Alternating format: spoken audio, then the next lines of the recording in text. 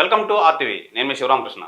ప్రస్తుత రోజుల్లో వయసు అనేది తారతమ్యం లేకుండా కండరాలు అనేది చాలా ఇబ్బంది పడుతుంది. చిన్న వయసులో కానీ పెద్ద వయసులో కానీ ఎవరినైనా. అసలు కండరాలకు సంబంధించి మనం ఎలాంటి జాగ్రత్తలు తీసుకోవాలి, అసలు ఏంటి, దానికోసం మనతో పాటు ప్రముఖ ఆర్థోపెడిక్ డాక్టర్ శ్రీనివాస్ గారు ఉన్నారు, కేర్ హాస్పిటల్ సంబంధించి. ఆయన అడిగి మరిన్ని విషయాలు తెలుసుకుందాం. డాక్టర్ గారు నమస్తే సార్. నమస్తే సార్. నేను doctor Srinivas Gollangi, orthopaedic consultant from Care Hospital Visakhapatnam. నేను arthroscopy and sports medicine specialist అండి. ఓకేనా? Doctor Srinivas Gollangi, consultant orthopaedic surgeon, Care Hospital Visakhapatnam, specialised in arthroscopy and sports medicine అండి, keyhole surgeries of all joints. Doctor గారు, ప్రస్తుత రోజుల్లో చెప్పాను కదా కండరాలు ఏంటి, అది దాని గురించి మాకు సబ్జెక్ట్ మా ఆర్టీవీ ప్రేక్షకులు చెప్పండి కొద్దిగా. బేసిక్గా మనకి మజిల్స్, మనకి కండరాలు అనేసరికి జనరల్ టర్మ్లో కండరాలు అని అంటామండి. బట్ మనకి కండరాలు అనేసరికి మజిల్స్ ఉంటాయి. మజిల్స్ అనేవి ఏంటంటే మనకి మెయిన్గా ఆల్ జాయింట్స్ మూమెంట్కి హెల్ప్ చేయడానికి మెయిన్ యూనిట్స్ అనమాట. సో ఈ మజిల్స్ అనేవి మనకి బోన్ టు బోన్ అటాచ్ అవుతూ ఉంటుంది. ఒక బోన్ నుంచి వెళ్ళి ఇంకో బోన్కి అటాచ్ అవుతుంది. సో ఆ అటాచ్మెంట్ సైట్స్ దగ్గర అవి మజిల్స్ అనేవి టెండాన్ రూపంగా మారి అవి అటాచ్ అవుతాయండి. సో ఈ మజిల్స్ అనేవి మనకి చాలా ఫంక్షన్స్ ఉంటాయి. So one of the main function ఏంటి అంటే, మనం మజిల్ పనిచేస్తేనే మనకి ఏ జాయింట్ దగ్గరైనా మూమెంట్ వస్తుందండి. So A joint, for example shoulder joint తీసుకున్నట్లయితే మనకి షోల్డర్ జాయింట్ 360 degrees మూవ్ అవ్వాలి అంటే కనుక మెయిన్ జాయింట్ బాగుండాలి, బోన్ బాగుండాలి, అండ్ ఈక్వల్లీ మజిల్స్ కూడా బాగుండాలి. సో జాయింట్ బాగున్న తర్వాత ఆ మజిల్ కంట్రాక్ట్ అయితేనే ఆ పర్టికులర్ జాయింట్ దగ్గరకు మనకు మూమెంట్ వస్తూ ఉంటుంది. సో ఈ మజిల్ యూనిట్స్ అనేవి బోన్ దగ్గరికి వెళ్ళి అతుక్కునేసరికి టెండాన్ రూపంలో మారుతూ ఉంటుంది.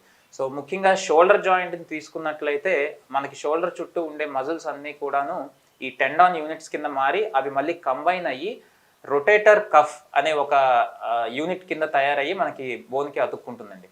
సో ఈ రొటేటర్ కఫ్ టెండాన్స్ తాలూకా ప్రాబ్లమ్స్ చాలా చాలా కామన్. సో మెయిన్గా మనం మజిల్ హెల్త్ ఎలా మనం ఉంచుకోవాలి అంటే regular physical exercises, this is most important.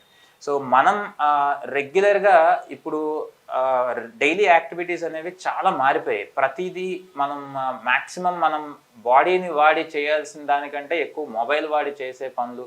So AI, complete artificial intelligence use చేసి చేయడమే ఎక్కువ అయిపోయింది కాబట్టి majority of our joints and muscles మనం వాడట్లేదు. సో దీనివల్ల ఏమవుతుంది అంటే మజిల్కి కానీ బోన్కి కానీ అది గ్రో అవ్వాలన్నా, దాని హెల్త్ మెయింటైన్ చేయాలన్నా మోస్ట్ ఇంపార్టెంట్ స్టిమ్యులస్ అనేది దాన్ని వాడడమే. సో దాన్ని మనం వాడకపోవడం వల్ల దాని తాలూకా ఫంక్షన్ అంతా కూడా తగ్గిపోయి, దాని తాలూకా క్వాలిటీ తగ్గిపోయి, దాని తాలూకు ప్రాబ్లమ్స్ అన్నీ కూడా మెల్లగా మనకి బయటకు వస్తూ ఉంటాయి. సో ఎనీ మజిల్ ప్రాబ్లమ్కి మనకి మెయిన్గా వచ్చేది పెయిన్ రూపంలో బయటపడుతూ ఉంటుందండి.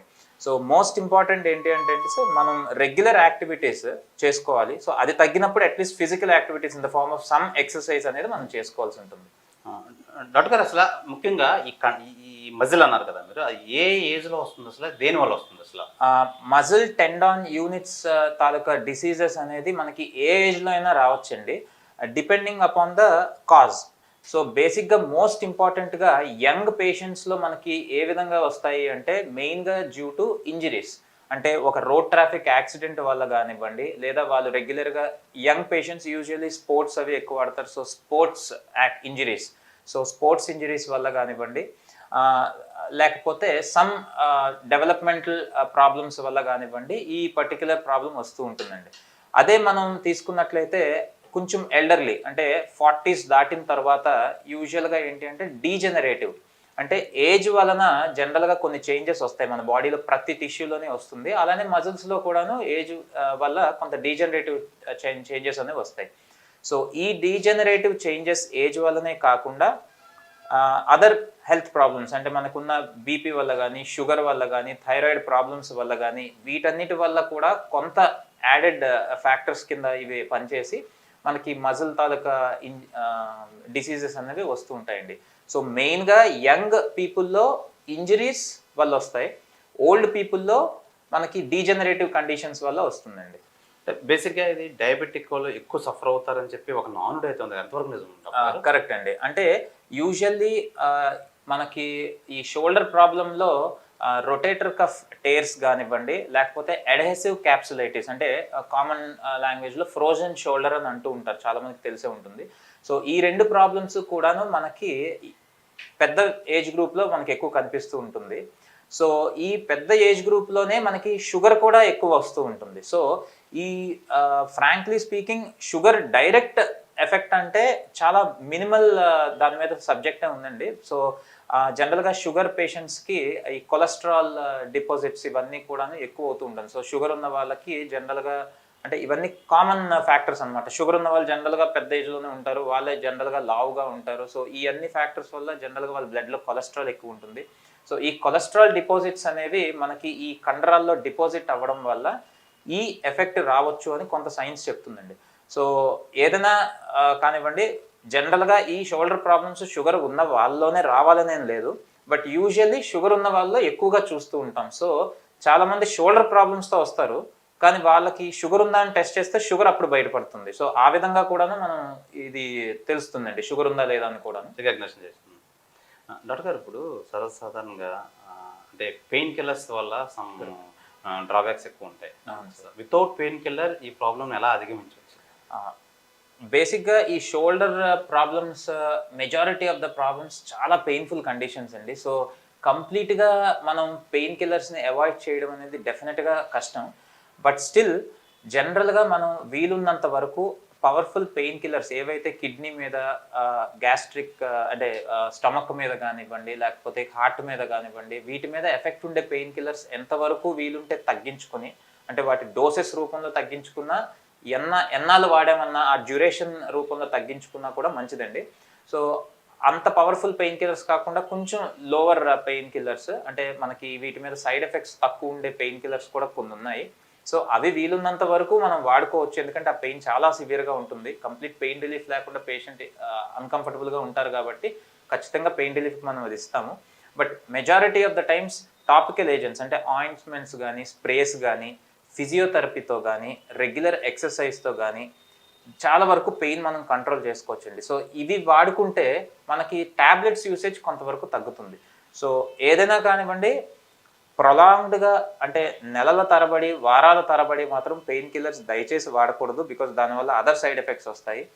అంత మీకు వాడాల్సిన అవసరం వస్తుంది అంటే 200% మీరు ఖచ్చితంగా ఆర్థోపెడిషియన్ కన్సల్ట్ చేయాలి. బికాజ్ అన్ని పెయిన్ కిల్లర్స్ వాడకుండా there are so many other treatments, అంటే ఫిజియోథెరపీ ద్వారా కానీ, జాయింట్ ఇంజెక్షన్స్ ద్వారా కానీ, లేకపోతే కొన్నిసార్లు చాలా మైనర్ సర్జరీస్ అంటే ఎండోస్కోపిక్ సర్జరీస్ ద్వారా కానీ మనకి మేజర్ ఇంప్రూవ్మెంట్ వచ్చే ట్రీట్మెంట్స్ కూడా ఇప్పుడు ఉన్నాయండి.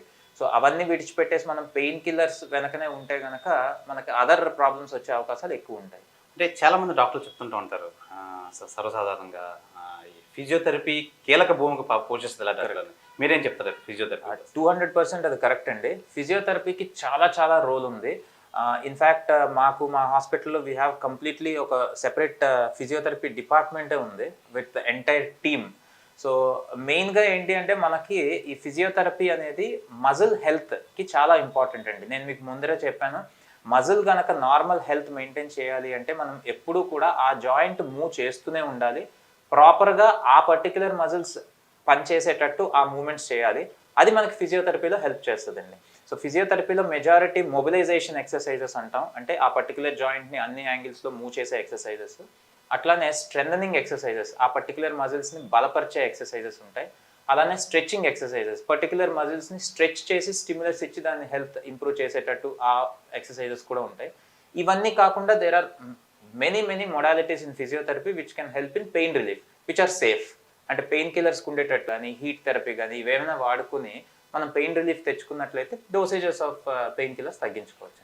డాక్టర్ గారు, అంటే భరించలేని నొప్పి అంటే ఏజ్ ఫ్యాక్టర్స్లోని ఏం సర్జరీస్ ఏమైనా ఉన్నాయి సార్? ఇంకేమన్నా అంటే ఫర్ ఎగ్జాంపుల్ చెప్తున్నానండి, ఎల్డర్లీ ఏజ్ గ్రూప్లో ఫ్రోజన్ షోల్డర్ అనేది చాలా కామన్ ప్రాబ్లం ఉంటుందండి. ముఖ్యంగా డయాబెటిక్స్లోని ఎక్కువ కనిపిస్తూ ఉంటుంది. వాళ్ళకి ఏంటి అంటే మెయిన్గా shoulder pain and movement restriction, అంటే భుజం అసలు ఎత్తడం అనేది జరగదు వాళ్ళకి. చాలా ఎత్తడం అంటే కంప్లీట్గా రిస్ట్రిక్షన్ ఉంటుంది అనమాట. So that is one of the very painful conditions. Patient అయితే లిటరల్గా నిద్ర కూడా పోరు, నైట్ చాలా సివియర్ పెయిన్ ఉంటుంది. ఇవన్నీ కూడా చాలా పెయిన్ఫుల్ కండిషన్స్ అండి. అట్ ద సేమ్ టైం ఆ ఏజ్ గ్రూప్లో వాళ్ళకి బీపీ ఉంటుంది, షుగర్ ఉంటుంది, కార్డియక్ ప్రాబ్లమ్స్ ఉంటాయి, కిడ్నీ ప్రాబ్లమ్స్ ఉంటాయి, ఇవన్నీ కూడా ఉంటాయి. సో అంత పెయిన్ ఉంటుంది, at the same time pain killers ఇవ్వలేని సిచ్యువేషన్. సో ఇట్లాంటి సిచ్యువేషన్స్లో మనకి 2 ఆప్షన్స్ ఉన్నాయండి. చాలా సివియర్ పెయిన్ ఉంటే సమ్టైమ్స్ మనం ఇంజెక్షన్ ఇస్తాం, ఇంజెక్షన్ థెరపీ అంటాము. సో ఆ ఇంజెక్షన్ థెరపీ వల్ల చాలా వరకు పెయిన్ రిలీఫ్ వస్తుంది. కొన్నిసార్లు వేటికి రెస్పాండ్ అవ్వట్లేదు అనుకుంటే కనుక దానికి మనం ఎండోస్కోపిక్ సర్జరీ చేస్తామండి, సర్కంఫరెన్షియల్ రిలీజ్ అనే సర్జరీ చేస్తాము. So almost all movement complete restriction అనే పేషెంట్కి పోస్ట్ సర్జరీ జస్ట్ 2 or 3 డేస్లో ఫుల్ మూమెంట్స్ వచ్చేస్తాయి. సో చాలా వరకు మనకి అంటే దాన్ని అలా విడిచిపెడితే ఒక సంవత్సరం పాటు బాధపడాల్సిన వాళ్ళు ఆల్మోస్ట్ ఆల్ ఒక 1 వీక్లోని ఇంప్రూవ్ అయిపోయి మూమెంట్స్ అన్నీ వచ్చి పెయిన్ రిలీఫ్ పొందే అవకాశం అయితే ఉంటుందండి. సో యాజ్ సైన్స్ అడ్వాన్స్డ్ మనకి చాలా మంచి మంచి procedures with less complications, with less risk ఇప్పుడు చాలా వచ్చేసాయి. అందులో ఆర్థ్రోస్కోపీ, కీహోల్ సర్జరీ అనేది చాలా ఇంపార్టెంట్ రోల్ ప్లే చేస్తుంది. సో అదండి. డాక్టర్ గారు ఇందాక ఒక సందర్భంలో మీరు చెప్పారు అంటే పెయిన్ కిల్లర్స్ ఎక్కువ వాడకూడదు, ట్యాబ్లెట్స్, ఇంజెక్షన్స్ అని. ఆ ఇంజెక్షన్ కోసం మా వాళ్ళకి ఏం చెప్తారా? అంటే ఇప్పుడు ఈ ట్రీట్మెంట్ పరంగా మనం వాడే దాంట్లోని చాలా రకాలైనటువంటి ఇంజెక్షన్స్ ఉన్నాయండి. కొన్నిసార్లు మనం వెరీ కామన్గా వాడేది ఏంటి అంటే స్టీరాయిడ్ ఇంజెక్షన్. ఈ స్టీరాయిడ్ ఇంజెక్షన్ అనేది మనం జాయింట్లోని ఇంట్రా ఆర్టిక్యులర్గా మనం ఇంజెక్ట్ చేస్తాము. సో స్టీరాయిడ్ అనగానే అంత భయపడాల్సిన పని అయితే లేదండి. ఈ స్టిరాయిడ్ అనేది మనం ఓన్లీ జాయింట్లోనే వేస్తాం కాబట్టి ఇది బాడీ అంతా స్ప్రెడ్ అయ్యి దాని తాలూకు సైడ్ ఎఫెక్ట్స్ బాడీ అంతటి మీద రాదు. సో ఇంట్రా ఆర్టిక్యులర్ జాయింట్లోనే ఉంటుంది కాబట్టి జాయింట్లోనే దాని యాక్షన్ అంతా చూపించి జాయింట్లో మనకి రిలీఫ్ వచ్చి ఓన్లీ జాయింట్ వరకే పనిచేస్తుందండి. అట్ ద సేమ్ టైం అలా అని చెప్పి ప్రతి దగ్గర ఇది ఇచ్చేయాలని నేను చెప్పట్లేదండి. There are only specific conditions. అంటే మనం పేషెంట్ని చూసి అసెస్ చేసి వాళ్ళతో మాట్లాడి వాళ్ళ రిక్వైర్మెంట్ బట్టి వాళ్ళకున్న కండిషన్, వాళ్ళకున్న కండరాల ప్రాబ్లం బట్టి మనం డిసైడ్ చేసుకొని ఎస్ ఈ పేషెంట్కి అవసరం అనుకున్నట్లయితే మనం స్టిరాయిడ్ ఇంజెక్షన్ ఇస్తామండి. సో ఇదే కాకుండా there are other injections. PRP injection అంటాం, ప్లేట్లెట్ రిచ్ ప్లాస్మా. సో మన ఆ పేషెంట్ బ్లడ్నే తీసుకొని దాంట్ నుంచి ప్లేట్లెట్స్ని సెపరేట్ చేసి ఆ ప్లేట్లెట్స్ ఎక్కువ ఉన్న ప్లాస్మాని మనం ఇంజెక్ట్ చేస్తామండి. సో ప్లేట్లెట్స్ అనేవి మనకి బ్లడ్లో ఉండే రక్త కణాల్లోని ఒక రకమైనటువంటి కణాలండి. సో ఈ ప్లేట్లెట్స్ గ్రోత్ ఫ్యాక్టర్స్ చాలా ఎక్కువ ఉంటాయి ప్లేట్లెట్స్లో. సో ఇంత హై డెన్సిటీ ఉన్న ప్లేట్లెట్స్ రిచ్ ప్లాస్మాని మనం ఇంజెక్ట్ చేయడం వల్ల ఆ ప్లేట్లెట్స్ నుంచి ఈ గ్రోత్ ఫ్యాక్టర్స్ అనేవి బయటకు వచ్చి ఆ గ్రోత్ ఫ్యాక్టర్స్ హెల్ప్ ద్వారా మనకి కండరాల్లో ఏమైనా టేర్స్ అంటే చిరుగులు, కట్లు ఏమైనా ఉంటే కనుక అవి హీల్ అవ్వడానికి కానీ, కార్ట్లేజ్లో ఏమైనా డిఫెక్ట్స్ ఉంటే అవి హీల్ అవ్వడానికి కానీ, టెండాన్స్లో ఏమైనా ఇష్యూస్ ఉంటే అవి హీల్ అవ్వడానికి కానీ హెల్ప్ చేస్తుందండి. సో పిఆర్పి ఇంజెక్షన్ అనేది ఇంకొక రకమైన ఇంజెక్షన్. అదేవిధంగా హైలరానిక్ యాసిడ్ ఇంజెక్షన్ అంటే మన జాయింట్లో రెగ్యులర్గా అంటే నార్మల్ జాయింట్లో కూడా ఉండే పదార్థం అండి ఇది హైలరానిక్ యాసిడ్ అనేది. సో దీన్నే మనం లోపల జాయింట్లో తగ్గిపోయినప్పుడు మనం బయట నుంచి సప్లిమెంట్ చేస్తాం. ఎక్కువగా నీ జాయింట్కి ఇస్తాము, అట్లనే షోల్డర్కి కూడా ఇస్తూ ఉంటాము. కొన్నిసార్లు PRP plus hyaluronic acid injection ఈ రెండింటిని కలిపి కూడా మనం ఇస్తాము. అండ్ ఇంకొకటి లాస్ట్ ఏంటంటే స్టెమ్ సెల్ థెరపీ అండి, బీమ్యాక్ అంటాము. So bone marrow aspirate concentrate. So బాడీలోంచి పేషెంట్ బాడీలోంచే బోన్ మ్యారో అంటే ఎముక మధ్యలో ఉన్న మూలుగుని మనం తీసి బయటికి డ్రా చేసి దాన్ని సెంట్రిఫ్యూజ్ చేసి దాన్ని మనం ఇంజెక్ట్ చేస్తామండి. సో దీనికి పిఆర్పికి ఏంటి మేజర్ డిఫరెన్స్ అంటే మనకి ఈ బీమ్యాక్ ఇంజెక్షన్లోని మీసెన్కైమల్ స్టెమ్ సెల్స్ ఉంటాయి. సో మీసెన్కైమల్ స్టెమ్ సెల్స్ అనేవి చాలా దానికి ఏ రకమైనటువంటి టిష్యూ కిందైనా మారి దాని హీలింగ్కి హెల్ప్ చేసే పొటెన్షియల్ ఉంటుందండి. సో దానివల్ల పిఆర్పి కంటే కొన్ని కండిషన్స్లో బీమ్యాక్ therapy are stem cell therapy ఇంకా బాగా యూజ్ అవుతుంది. So majority of the times మనం ఈ రొటేటర్ కఫ్ టేర్స్ అని చెప్పాను కదా, ఆ రొటేటర్ కఫ్ టేర్స్కి కానీ, నీ ఆస్టియోఆర్థరైటిస్ అంటే మోకాలు అరిగిపోవడం వల్ల మనకు వచ్చే ప్రాబ్లం వల్ల దానికి కానీ, ఏవియన్ హిప్ ఇప్పుడు కోవిడ్ తర్వాత చాలా ఎక్కువ అయిపోయింది ఏవియన్ హిప్ అనే condition, avascular necrosis of hip. So ఆ కండిషన్కి కానీ ఎక్కడ వస్తుంది ఏవియన్ హిప్ అంటే మనం మక్క జాయింట్లో ఎక్కువ చూస్తుంటామండి. సో దానికి ఏంటంటే మెయిన్ కాజ్ ఈ కోవిడ్ వచ్చి ఎఫెక్ట్ అయిన పేషెంట్స్కి వాళ్ళని అప్పుడు ప్రాణాలు కాపాడడానికి మనం హై డోస్ స్టిరాయిడ్స్ ఇవ్వాల్సి వచ్చేది. సో ఆ హై డోస్ స్టిరాయిడ్స్ వల్ల వాళ్ళు అప్పుడు చక్కగా రికవర్ అయ్యారు కానీ బట్ అన్ఫార్చునేట్లీ దానికి ఒక సైడ్ ఎఫెక్ట్ ఉంటుంది. ఆ స్టిరాయిడ్ వల్ల మనకి మక్క జాయింట్లో ఉండే బాల్కి బ్లడ్ సప్లై కట్ అయ్యే ఛాన్సెస్ ఉంటాయి. సో అలా బ్లడ్ సప్లై కట్ అయ్యి బాల్ కనుక డెడ్ అయితే దాన్ని ఏవియన్ హిప్ అంటాం. సో ఆ ఏవియన్ హిప్ ఎర్లీ స్టేజెస్ నుంచి డిఫరెంట్ టైప్స్ ఆఫ్ ట్రీట్మెంట్స్ ఉంటాయి. ఆ ఎర్లీ స్టేజెస్లో మనం ఏంటంటే ఈ పిఆర్పి థెరపీ కానీ లేకపోతే బీమ్యాక్ స్టెమ్ సెల్ థెరపీ కానీ ఇస్తూ ఉంటామండి. లేట్ స్టేజెస్లో బాగా అరిగిపోతే జనరల్గా టోటల్ హిప్ రిప్లేస్మెంట్ అనే సర్జరీ చేస్తూ ఉంటాం. సో దెన్ ఓకే, అంటే యాక్చువల్గా ఆ మజిల్ ఎక్కడ వరకు ఉంటుంది, మీరు ఇంజెక్షన్ అయితే ఎక్కడ ఇస్తారు? కరెక్ట్. సో ఇది మన నార్మల్ భుజం అండి. సో షోల్డర్ జాయింట్లోని మనకి మెయిన్గా ఈ ఆర్మ్లో ఉండే బోన్ హ్యూమరస్ బోన్ ఉంటుంది, అలానే ఈ ఛాతి దగ్గర ఉండే బోన్ స్కాపులా బోన్ ఉంటుంది. ఈ రెండింటికి మధ్యలో మనకి ఇది కప్ అండ్ దీని తాలూకు బాల్, ఈ రెండు కలిపి ఇట్లా జాయింట్ ఫామ్ చేస్తాయండి. సో ఈ జాయింట్ దగ్గరే మనకి మూమెంట్స్ వస్తాయన్నమాట. సో రెగ్యులర్గా మనం చేయి కదపాలి అంటే కనుక ఈ జాయింట్ బాగుంటే మనం కదపగలుస్తాం. సో ఈ జాయింట్ బాగుంటేనే సరిపోదు, ఈ బోన్ని ఈ జాయింట్లో కదపాలి అంటే మనకి మజిల్స్ రావాలండి. సో మనకి ఈ భుజంలో మనకి ఆల్మోస్ట్ ఒక మేజర్ 4 మజిల్స్ లోపటి నుంచి ఇలా వచ్చి ఇక్కడ ఉన్న బోన్కి అతుక్కుంటాయి. దాన్ని రొటేటర్ కఫ్ మజిల్స్ అంటాం. సో ఈ రొటేటర్ కఫ్ మజిల్స్ ఈ బోన్కి అతుక్కుని దాని యాక్షన్ వల్ల ఇది ఇలా మూవ్ అవుతూ ఉంటుంది. సో అది కాకుండా మేజర్గా డెల్టాయిడ్ మజిల్ అని ఉంటుంది. అంటే మనకి మేజర్గా షోల్డర్ కాంటూర్ అంటే షోల్డర్ షేప్ని ఇచ్చే మజిలే డెల్టాయిడ్ మజిల్. సో ఆ డెల్టాయిడ్ మజిల్ కూడా ఈ షోల్డర్ జాయింట్ మూవ్మెంట్కి మేజర్గా హెల్ప్ చేస్తుంది.